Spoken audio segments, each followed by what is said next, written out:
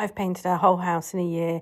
That's 10 whole rooms. Here are my top 5 tips. Starting off with the thing we all hate, the prep. My rule is do as much prep as you possibly can stand to do.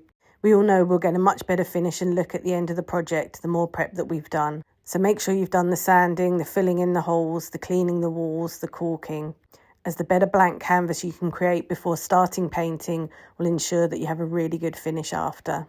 Which leads on to priming. I've used 3 big tins of Zinsser Bin Aqua throughout the house on various jobs.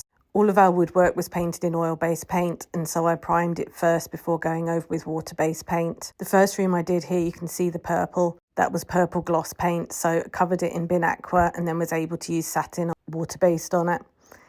This was a varnished window frame, which again I used the Bin Aqua on it. And then IKEA furniture, primed it with the Bin Aqua first before painting it. Zinsser have a solution for basically any problem you've got in your house before painting, whether it's damp, colour change, stains or anything like that.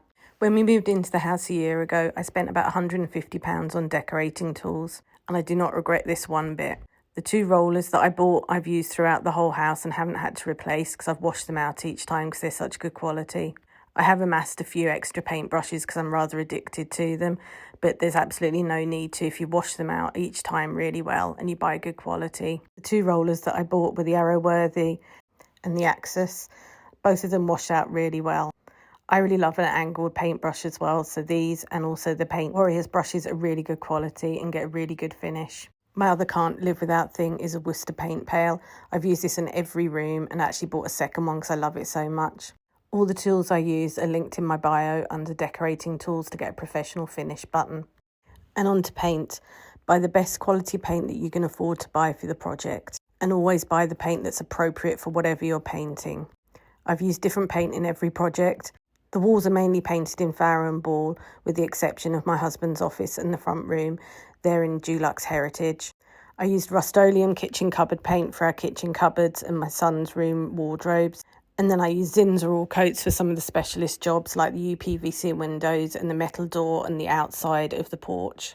The topic of colour matching is quite a controversial one. The only time I will colour match Farrow & Ball is if the paint that Farrow & Ball has won't work on that job, like the UPVC windows. But apart from that, I will always use Farrow & Ball on my walls. And it's a hill I'm prepared to die on.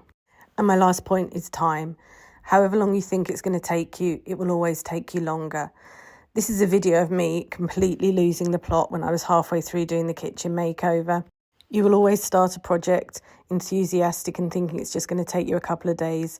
The kitchen took me several weeks to finish, as several problems are kept occurring. I couldn't get the wood chip off, then the wallpaper I put on kept falling off, and on it went.